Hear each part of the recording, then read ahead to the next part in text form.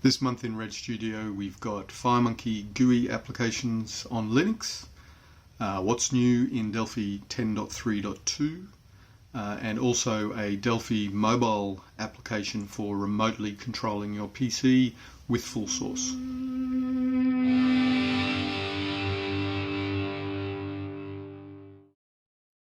Hi, I'm Malcolm Groves from Code Partners. Thanks for joining me for this episode. To get straight into it, first up, I want to talk about FireMonkey GUI applications on Linux. Now, you probably know that for a little while now you've been able to build Linux applications in RAD Studio and in Delphi, but they've been non-GUI applications. They've been web applications, server-side applications, console applications, yeah?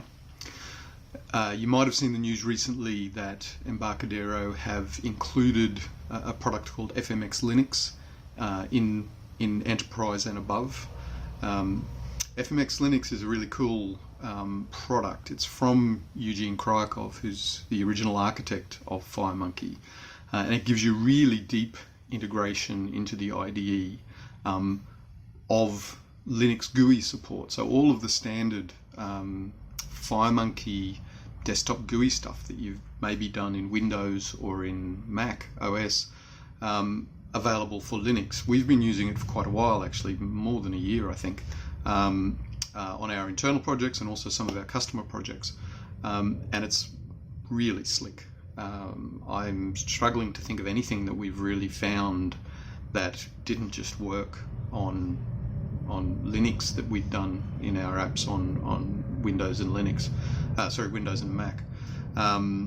Data binding works, grids work, animations work, just all the FireMonkey stuff that you'd expect, it just works. So really cool, definitely worth having a look at this.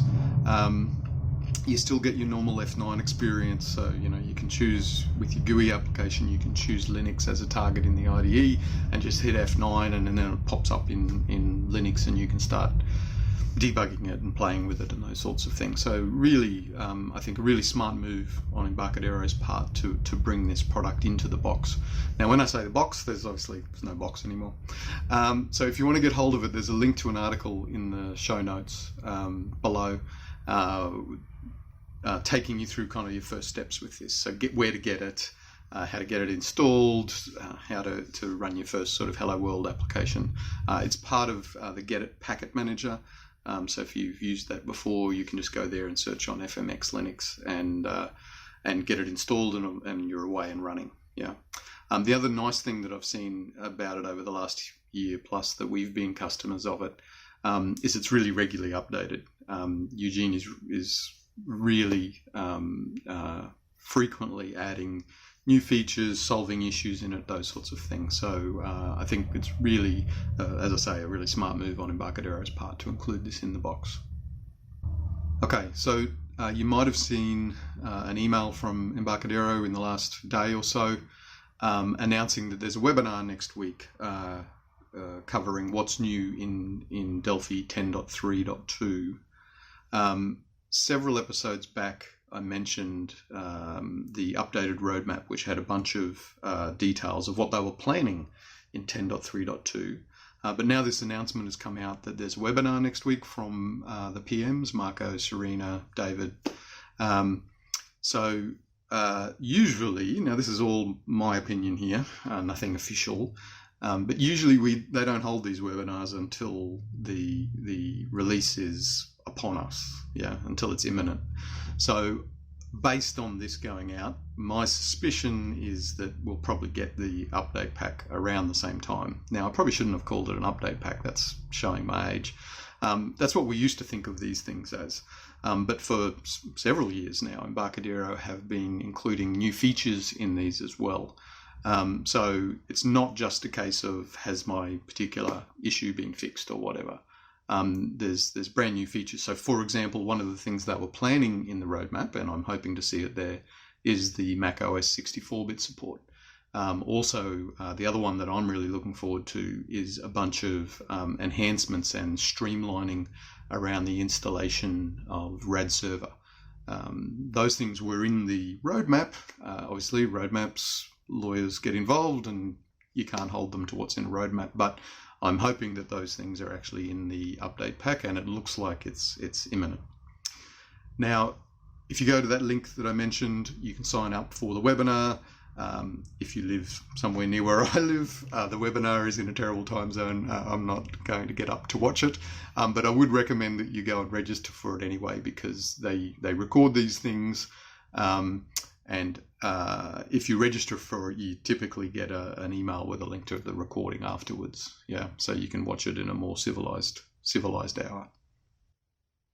Lastly, this is one for those people who sometimes wish for a more complete demo app and sample applications. Yeah, and I include myself in that category.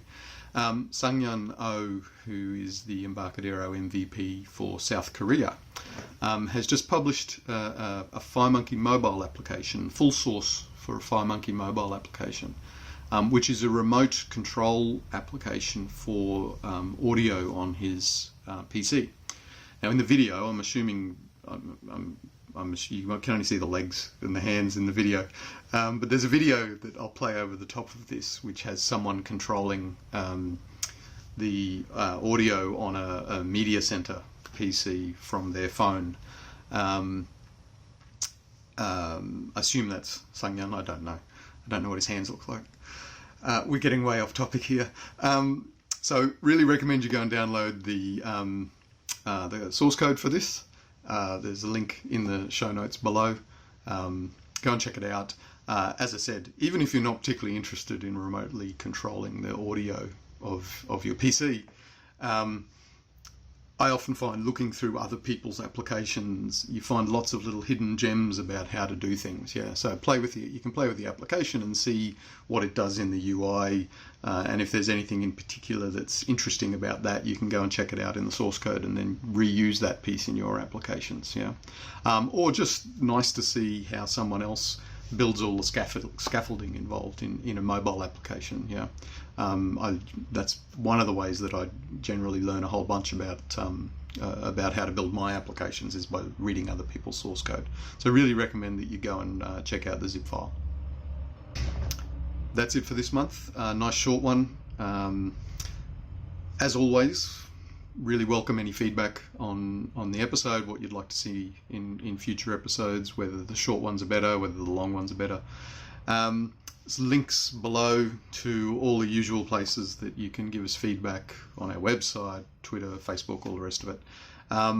You can also, if you want to get notified of future episodes and other videos that we upload, subscribe here in YouTube, or follow us in any of those places, and you'll get notified about them. Otherwise, hopefully we'll all get what we want in next week's 10.3.2 update pack or update webinar. Otherwise, have a great month. Look forward to seeing you back here next month for another episode of This Month in RAD Studio. Cheers.